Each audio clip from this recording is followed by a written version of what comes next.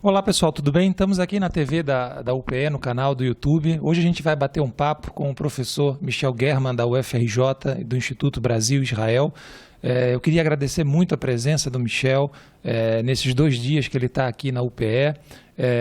Já falou na rádio, já deu uma palestra para os nossos alunos lá na Mata Norte e agora a gente vai conversar bastante sobre algumas questões que são fundamentais do mundo contemporâneo, do conflito árabe-israelense, da identidade de Israel e da representação de Israel ao redor do mundo e do impacto das eleições de Israel no Brasil e como a política brasileira tem lido o cenário do Oriente Médio. Michel, obrigado pela presença, é um prazer enorme estar aqui com você. Eu queria começar conversando um pouco sobre algumas questões do senso comum sobre Israel, que eu acho que valeria a pena a gente começar a desmistificar. E eu queria que você falasse um pouquinho sobre por que o sionismo e a palavra sionismo, a expressão, acabou sendo, voltando para a discussão e acabou sendo usada até de forma pejorativa, como adjetivo e não como conceito, por vários grupos políticos no Brasil hoje. E qual a relação daquilo que se falava do que era ser sionista ou antisionista do passado para o que está acontecendo hoje? Bom, o prazer é todo meu estar aqui na UPE, obrigado pelo convite. A primeira questão é saber da mudança de significado dos usos das palavras. Isso é importante, palavras mudam de significado, mudam de entonação, mudam de referência e se transformam em coisas que não eram, né? Então, o sionismo é uma dessas questões. Mas por trás do sionismo há outra palavra que também é importante, que é a palavra do judaísmo, né? O judaísmo, nós somos uma geração que ainda tinha no dicionário o significado de judaísmo sempre vinculado a uma perspectiva pejorativa. A resposta a isso só acontece nos últimos anos, a ideia de que judeu não é, por exemplo, sinônimo de palavrão, ou sinônimo de traição, ou sinônimo de qualquer outra coisa que o valha. Mas apesar de não ser sinônimo, a gente tem que entender de onde isso vem, né? Isso vem de uma questão mal resolvida com a sociedade europeia no momento de inclusão desse grupo que estava na periferia da sociedade europeia.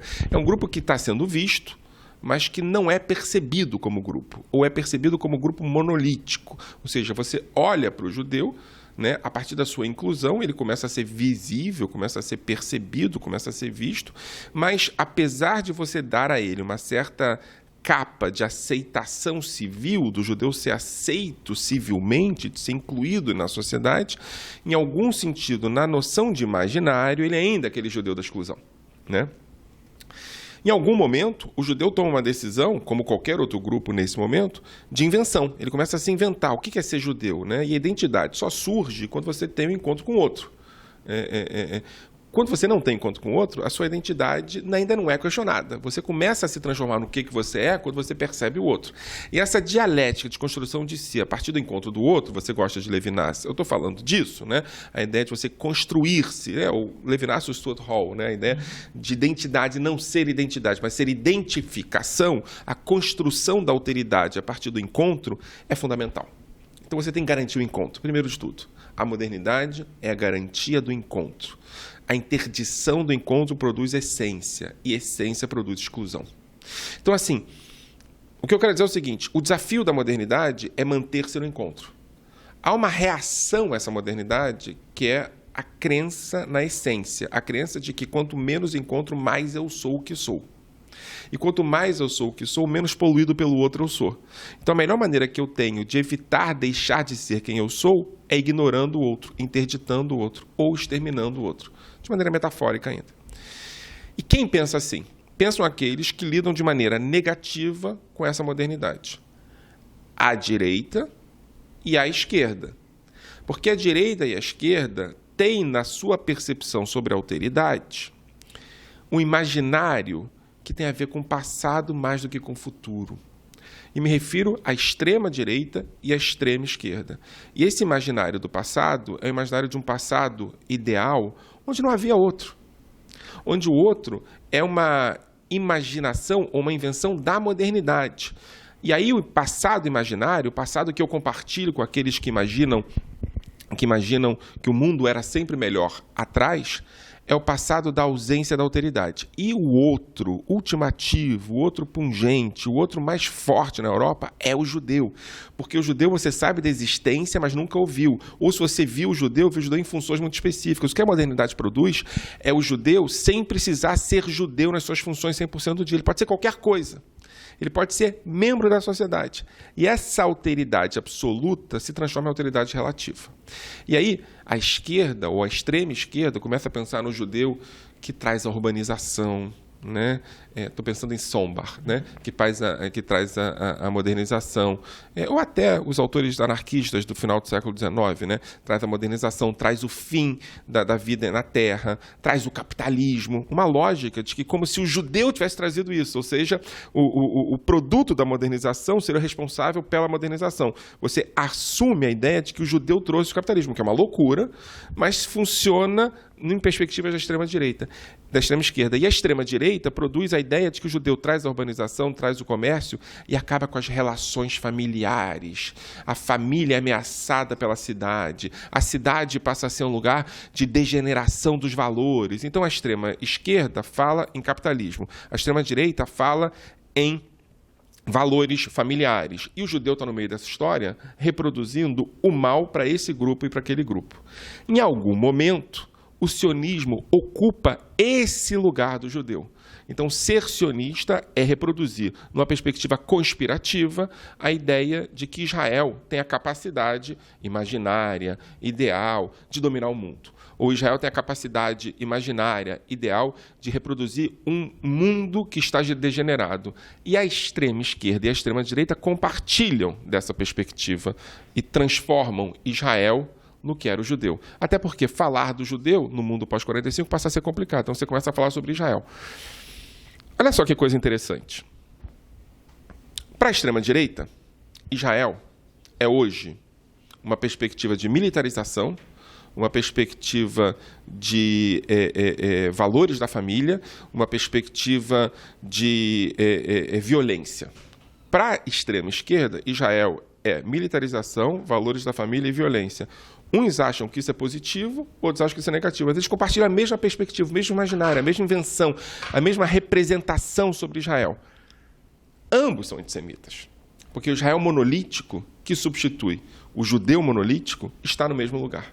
Então, o nosso desafio hoje é pensar como transformar essa representação que é ideológica no sentido marxista da palavra, ideológica no sentido de produção de uma falsa consciência, como transformar essa representação que é ideológica numa representação reflexiva, acadêmica, que faça sentido. Como sair dessa armadilha da representação à extrema-direita e à extrema-esquerda. Tem uma outra questão que envolve a construção do Estado de Israel, que parece ser um ponto muito ainda discutido pela sociedade, para mim, de forma equivocada. É como se o problema central do conflito estivesse na criação do Estado de Israel e na forma de como o Estado foi criado.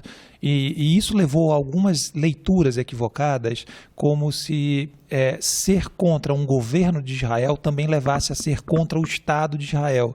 E, ao mesmo tempo, por uma outra leitura, o Estado de Israel passa a ser o grande problema pela forma de como foi criado. E, na minha concepção, para nós aqui no Brasil e na forma de como nós educamos, isso está muito ligado à forma de como esse conteúdo foi construído. E eu digo nas mídias, mas digo também nos materiais de ensino. Como é que você faz essa releitura desses dois aspectos?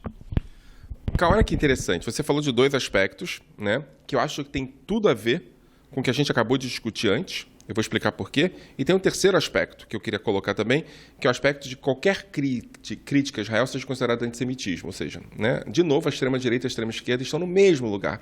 No lugar de que Israel não pode existir da maneira regular, da maneira aceita como todos os outros países são aceitos, que ele tem que ser entendido de maneira específica, excepcional, né, para crítica ou para elogio. E aqui eu vejo o seguinte, a criação do Estado de Israel é uma criação histórica, com questões históricas, com contextos históricos, não é? Se você tira isso da dimensão histórica e põe na dimensão ahistórica, na dimensão atemporal em motivos que não fazem sentido para o historiador, porque o historiador sempre está pensando em processos que podem fazer eventos ser entendidos e não em eventos que impõem os processos de compreensão. Ou seja, aqui uma inversão da lógica, uma hipótese que eu tenho e que ela não é verificada, que ela impõe a si própria no processo, né? Você diz que é assim e tem que ser assim, e se o campo prova o contrário, o problema é o campo, a minha hipótese é correta, isso é compartilhado pela extrema-direita e pela extrema-esquerda, ou por perspectivas de representação política específicas. Israel é um produto da modernidade. Israel se possibilitou a partir de uma demanda nacional de um grupo político específico, como outros grupos políticos específicos têm demandas nacionais. E o Estado-nação é uma solução incompleta para essa modernidade, porque o Estado-nação, qualquer Estado-nação, produz injustiças que são características do Estado-nação. E essas injustiças que existem no Brasil, existem nos Estados Unidos, ou você acha que os Estados Unidos foi conquistado pela chegada do Mayflower e a conversão dos indígenas em americanos que lutam pelo self-made man? Ou você acha que a Revolução Francesa foi um piquenique? Ou você acha, sei lá, que a brasilidade é aquilo que Darcy Ribeiro nos conta sobre o encontro romântico, nos conta de maneira irônica, entre o português e a indígena. É claro que nós estamos falando de uma ordem que se impõe em relação a outra ordem e que se impõe com as suas injustiças. E se você tira a ideia de que Israel é parte dessa ordem e não produto de uma outra ordem, e não a imposição de uma outra ordem, se você entende que Israel é parte dessa ordem, você entende as injustiças como injustiças históricas e que são produtos de justiça histórica. Ou seja, Israel produz no seu processo de construção injustiças porque essas injustiças estão dentro de uma ordem maior, que é uma ordem que busca justiça. Israel não é responsável por essas injustiças, porque essas injustiças são construídas por uma ordem nacional que produz injustiças. É claro que tem questões que têm que ser resolvidas, né? É claro que há que se reconhecer a existência do povo palestino e as injustiças produzidas historicamente pela construção do Estado de Israel. É claro que houve expulsão, é claro que houve desapropriação, e é claro que a necessidade de reconhecer isso pode resolver o problema do conflito palestino-israelense, né? Pode reconhecer a ideia de que o Estado de Israel tem que dizer somos responsáveis por isso. Tal qual outros estados já prestaram, estão prestando a responsabilidade em relação às injustiças produzidas. Eu me lembro agora do Canadá, por exemplo, que tem feito isso, né?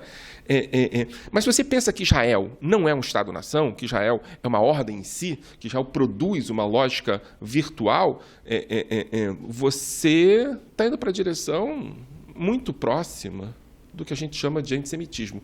E antissemitismo à vera. Não chamar qualquer pessoa que discorde de você de antissemitismo. A ideia de você achar que os judeus têm a capacidade de produzir uma ordem, porque eles são conspiradores e quem tem a capacidade de poder absoluto, é antissemitismo. Tal qual deve ser definido. E você entende que Israel deve ser um Estado absolutamente justo, ou é absolutamente injusto, ou qualquer outra coisa, porque ele é Israel, é antissemitismo.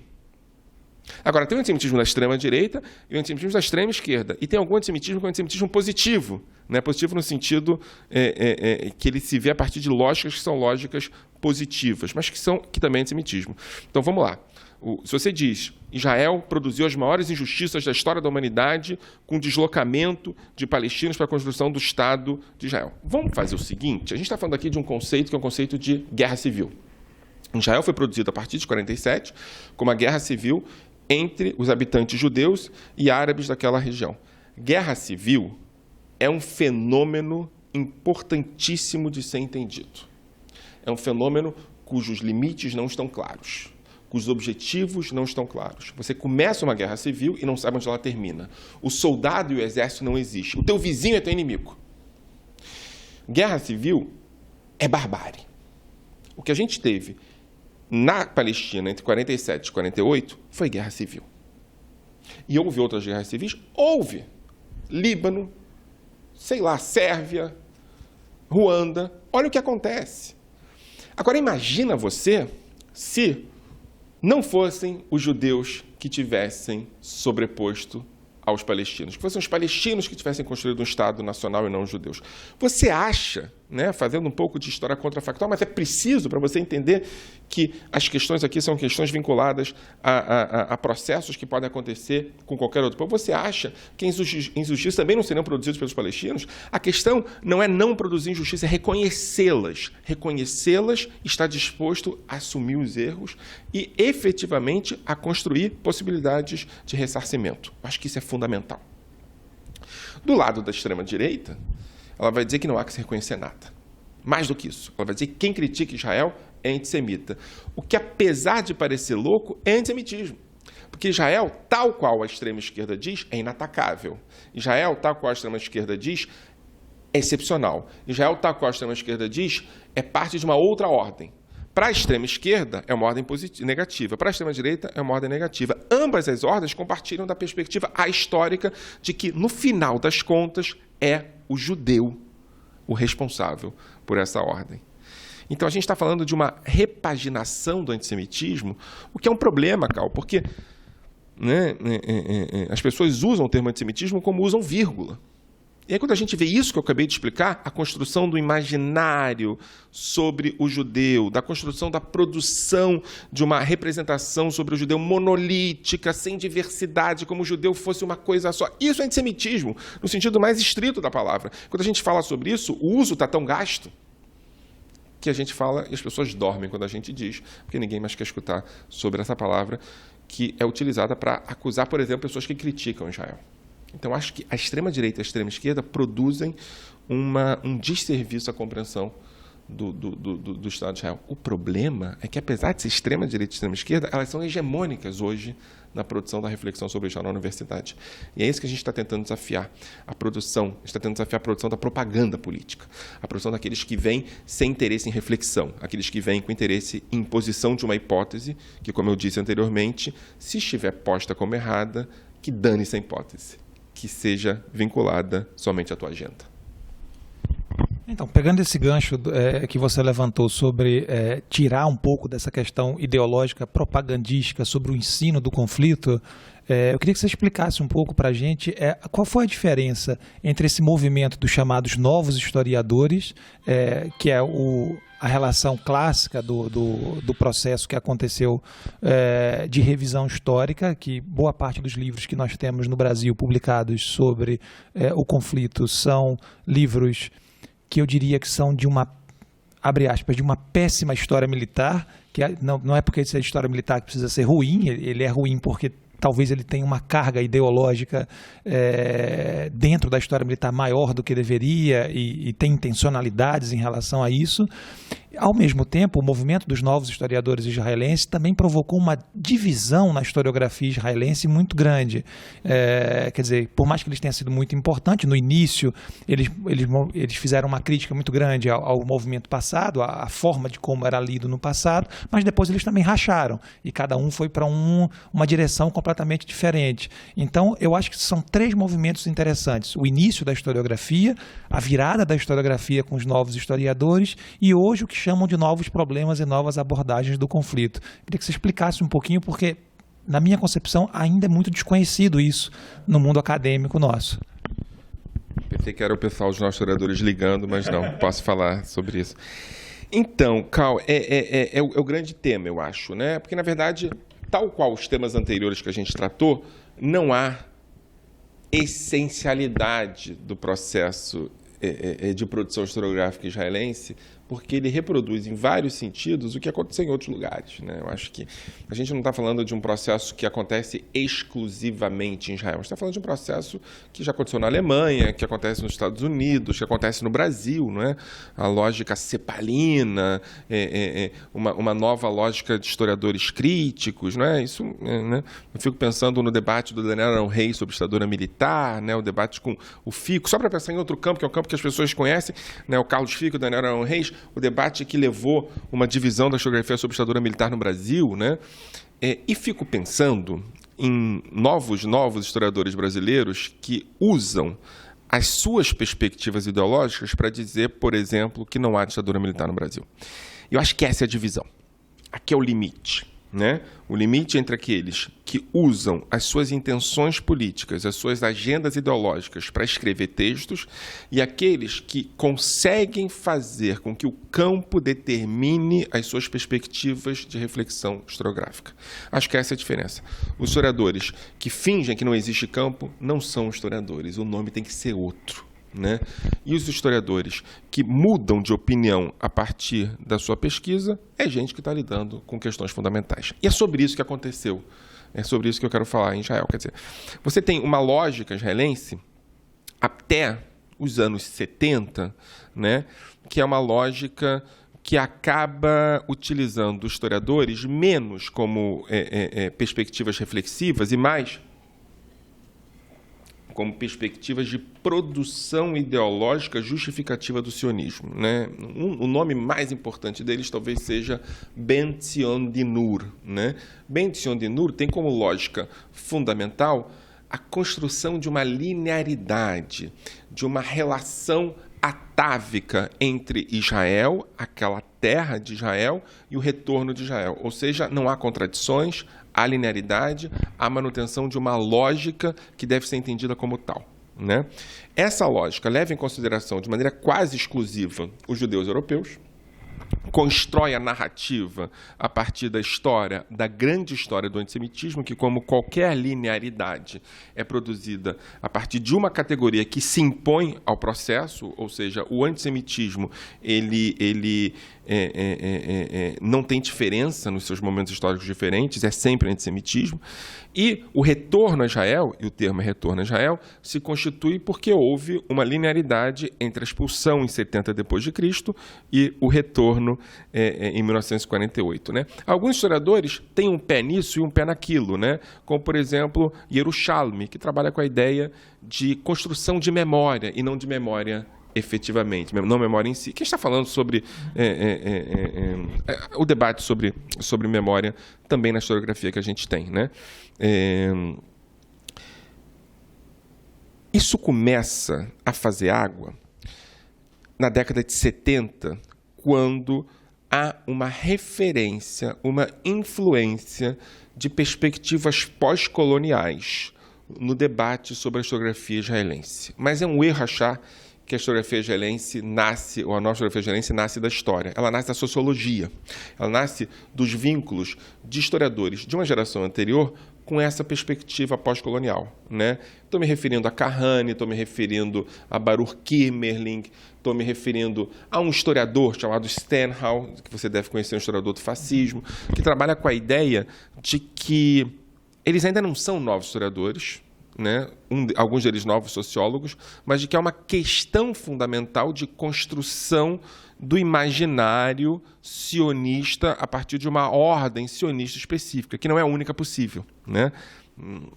A ideia que a gente conhece, né, desde da historiografia alemã, dos vários futuros para um passado que também é construído, né? A ideia de que o presente constrói esse passado e o passado não existe em si, é uma construção do próprio presente, né? Benjamin já falava sobre isso, ou seja, não é nada novo nessa história. Mas o que eu quero dizer é que esses caras começam a pensar dizendo o seguinte: olha, se é uma construção de uma realidade, né? Se é uma construção de uma nova perspectiva de israelense, Kimmerling fala sobre isso, é preciso entender que essa israelidade ela cria buracos dentro dela e que essas identidades elas são ocupadas por esses buracos. Ou seja, é preciso falar sobre esses buracos, é preciso falar sobre as coerções e os consensos que produziram uma sociedade israelense a priori una, a priori sem debates, a priori o que eles chamam em hebraico de Kuritur, que seria uma espécie de democracia racial israelense, né? Então, há, por exemplo, silenciamentos, veja só, de judeus marroquinos, de judeus iemenitas, de judeus que têm uma outra identidade judaica e que, a partir desse processo hipercomplexo de coerção e coesão, são silenciados em nome de uma ordem sionista maior. Essa ordem sionista maior não é automática, ela é processo. E, como todo processo, tem violência, tem exclusão, tem inclusão e tem produção de cultura política. E essa produção de cultura política que está dialogando com debate sobre orientalismo, com debate sobre pós-colonialismo, com debate sobre as novas formas e as novas fontes de política, que falam com literatura, que conversam com a dimensão da literatura de ficção, que conversam com cinema, com outro imaginário. Essa perspectiva que nasce na sociologia que vai acabar entrando na história. Porque, diferente da sociologia, a historiografia tem uma relação muito pungente com os arquivos. E acontece uma coisa em 1982 que é fundamental, que é na maior crise, ou talvez uma das maiores crises da história de Israel, na Guerra do Líbano, se abrem os arquivos de 48. E assim, com o debate pós-colonial consolidado, com a ideia de que é um debate étnico em Israel, e que ser israelense não é somente ser askenazi, europeu, mas há outras possibilidades de construção de israelidade, que o Baruch Milne chama de maneira muito cínica de asshole, né? Tem os WASP americanos, né? Brancos, anglo-saxões e protestantes, e é uma sigla de judeus askenazitas, esquerdistas, nacionalistas e seculares, que ele vira em hebraico asshole. Ele diz, os asshole produziram Israel. Então, agora vindo perspectivas contra-hegemônicas, num debate com gramscianismo, num debate com pós-colonialismo, num debate com, inclusive, Eduardo Said, né, com Spivak, com o Stuart Hall, com o Baba, há um debate que acaba produzindo a possibilidade de questionar essa democracia racial israelense e dizer que essa democracia israelense é produto de política e não de um processo automático. E aí os historiadores trazem um outro elemento dessa história, que é um elemento fundamental e que é filho do elemento da pós-colonialidade, ou até filho do elemento da decolonialidade, que são os árabes. Porque assim, os judeus do norte da África são árabes, mas não se identificam como árabes. Então, eu não posso chamá-los de árabes. Tem um outro árabe que se identifica como árabe israelense, que são os árabes palestinos. E se eu incluo os judeus orientais como narrativa fundacional, o que eu faço com a narrativa dos derrotados? Como é que eu trabalho com ela? E em 82 começa a surgir a leitura desses historiadores, todos eles WASP, todos eles asshole, né? Benny Morris, Ilan Pappé, Yoshua Porat e Avi Shlaim sobre o processo de construção de Israel. E a pergunta que eles fazem é como incluir nessa narrativa os palestinos. Porque os palestinos, em última instância, são produto do silenciamento, mas que devem ter a voz recebida. Mas é uma voz recebida não a partir de Israel, mas a partir, inclusive, da diáspora palestina, ou a partir, inclusive, da Nakba palestina. Então, eu sendo israelense, eu sendo sionista, posso falar sobre Nakba? Ou a Nakba vai me colocar numa situação de deslegitimar Israel? Eu posso falar sobre a construção da expulsão dos palestinos ou isso deslegitima a minha construção nacional? Esse é o lance. E aí, na leitura dos arquivos, esses historiadores influenciados pela perspectiva pós-colonial começam a discutir isso. Esses 4 historiadores, todos eles dizem não há questão em produzir-se reflexão sobre a Nakba. É possível, sem você questionar a existência de Israel. Porque a Nakba é uma narrativa legítima dos palestinos e deve ser trabalhada como tal. Mas, dentro desses 4, surge um processo que é um processo contraditório em relação ao próprio processo historiográfico, que é a essencialização dele. Ou seja, eles viram agentes, eles viram agenda. E aí, ao invés de discutir e apresentar os dados e refletir sobre eles, Benny Morris e Ilan Pappé começam a reproduzir, cada um à sua maneira, perspectivas sobre a Nakba, dizendo, Ilan Pappé, Israel tem que ser deslegitimado. E Benny Morris dizendo não havia alternativa a não ser a Nakba. Os palestinos queriam destruir Israel. Nesses 2 extremos, Ilan Pappé e Benny Morris, a gente tem a produção de uma perspectiva de novos historiadores que reproduz a história antiga, que acaba voltando ao pecado original da história antiga, que é buscar linearidade, e buscar agenda, e buscar propaganda, etc. e tal, né? Então, você tem o seguinte, você tem uma produção de nova historiografia e você tem uma conversão de alguns elementos dessa nova historiografia em elementos que são elementos de propaganda, de agenda política, principalmente Ilan Pappé e principalmente Benny Morris, né? Ilan Pappé diz hoje, por exemplo, que Israel é excepcional, que não tem como discutir Israel a não ser na perspectiva do que ele chama de colonização de assentamento, que Israel produziu, já na sua origem, crimes de guerra para expulsar palestinos, como se não houvesse contradição, como se não houvesse diversidade, como se não houvesse produção de decisões no campo de batalha, né? O debate sobre funcionalismo e intencionalismo é esse debate. E aí Ilan Pappé produz a ideia de que o debate é intencional, como se judeus chegados da Europa ou do Oriente Médio tivessem funcionando a partir de intenções. E as contradições não são vistas. O que acontece em Haifa é diferente do que acontece em Ludo, o que acontece no sul é diferente do que acontece no norte. E Ilan Pappé não vê isso e percebe uma perspectiva que serve a ele com a perspectiva geral. Ou seja, produz agenda. E o Benny Morris produz uma agenda à sua maneira, né, dizendo que, na verdade, há uma intenção dos palestinos de destruírem Israel, então o que Israel fez é absolutamente legítimo.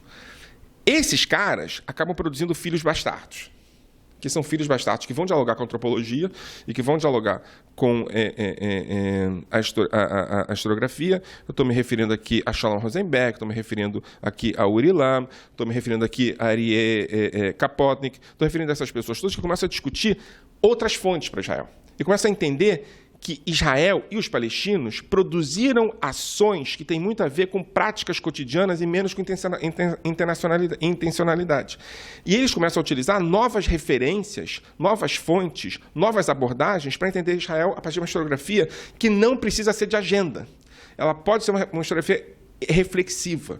Ela pode questionar, por exemplo, a necessidade de você definir se há um culpado ou não e produzir o processo histórico com uma reflexão sobre o processo e não sobre a culpa do processo. Você larga, fazendo uma crítica cínica, você larga a perspectiva judaico-cristã de escolher o culpado e você avança para a produção de historiografia de qualidade. É isso que está acontecendo hoje em Israel entre palestinos e israelenses. Rashid Khalid, né, Aryeh Kapotnik, que estão discutindo já a partir de uma lógica absolutamente vinculada à historiografia, né? Bashir, estou me lembrando aqui historiadores para a gente depois pesquisar, inclusive, né? Amos Goldberg, pessoas que estão discutindo a partir de fontes novas e abordagens novas. Bom, vocês viram aí que temos uma agenda grande e eu já deixar aqui o convite para o Michel voltar, porque a gente teria aí vários capítulos desse programa para a gente conversar.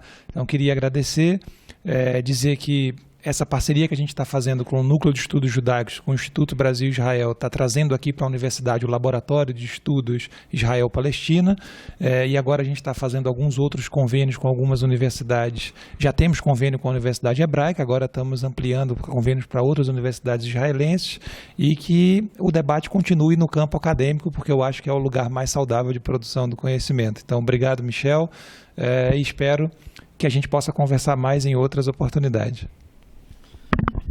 Em árabe se fala inshallah, em hebraico se fala alevai. E vamos lá, vamos avançar. Produção de conhecimento é o lugar da universidade, a universidade é o lugar de produção de conhecimento. É isso.